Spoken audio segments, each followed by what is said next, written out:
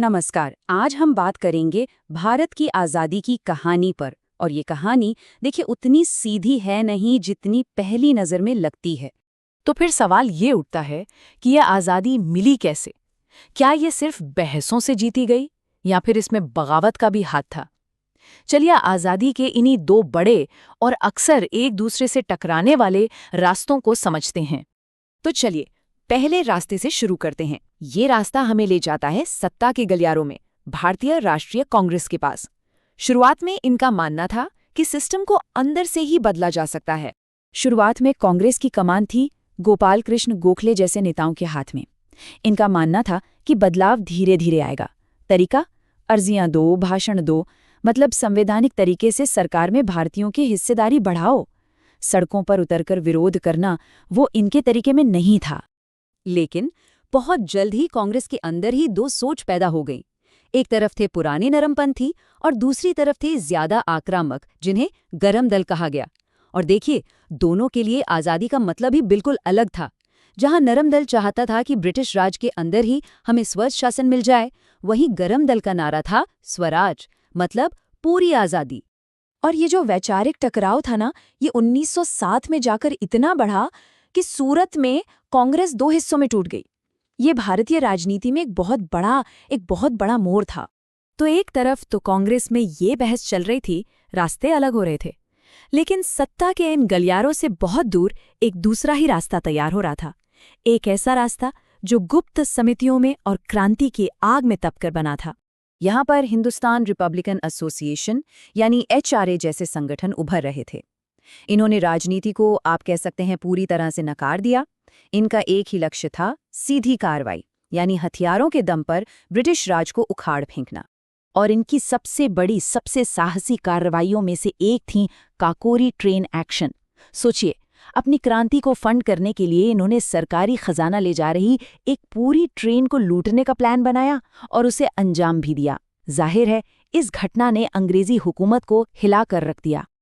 लेकिन इस दिलेरी की कीमत बहुत बड़ी थी। 4 मुख्य क्रांतिकारियों राम प्रसाद बिस्मिल, अशफाकुल्ला खान, रोशन लाल और राजेंद्र लाहिड़ी को फांसी दे दी गई।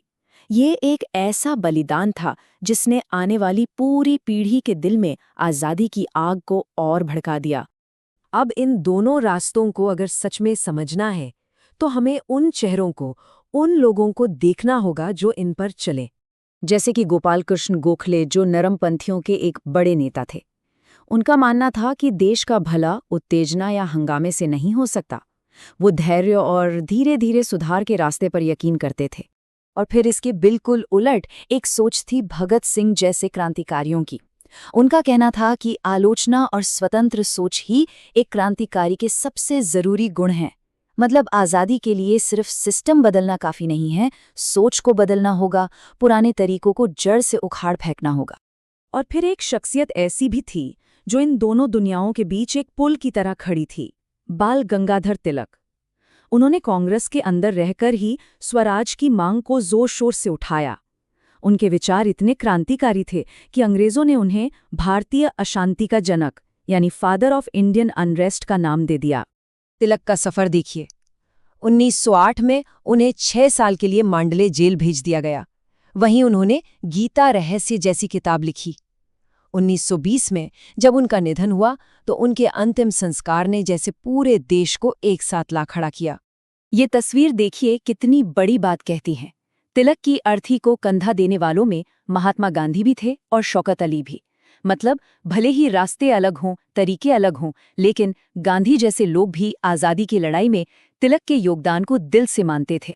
काकोरी के बाद जब क्रांतिकारी आंदोलन पर इतनी बड़ी चोट पड़ी तो वो खत्म नहीं हुआ, बल्कि उसने एक नया रूप लिया, हिंदुस्तान सोशलिस्ट रिपब्लिकन एसोसिएशन यानी HSRA। और इस बार समाजवाद का विचार और भी मजबूती से जुड़ गया था।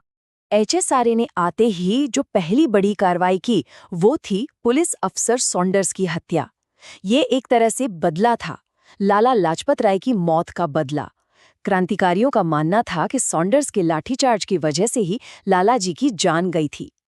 और इस रास्ते का संघर्ष अपने चरम पर पहुंचा लाहौर षड्यंत्र केस के बाद, जब 23 मार्च 1931 को HSRA के 3 सबसे बड़े चेहरे भगत सिंह, सुखदेव और राजगुरु को फांसी पर चढ़ा दिया गया। और ये जो प्रतिबद्धता थी ना, ये सिर्फ बम और पिस्तौल तक सीमित नहीं थी।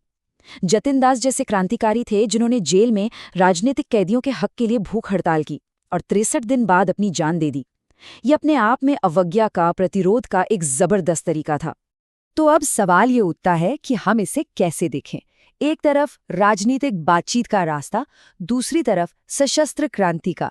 ये दो बिल्कुल अलग अलग रास्ते थे जो एक ही समय पर एक ही मंजिल के लिए चल रहे थे और भारत की आज़ादी की कहानी को गढ़ रहे थे। तो दो रास्ते, लेकिन मंजिल एक। क्या ये आज़ादी की कहानी को देखने का हमारा नजरिया बदलता है? शायद हाँ।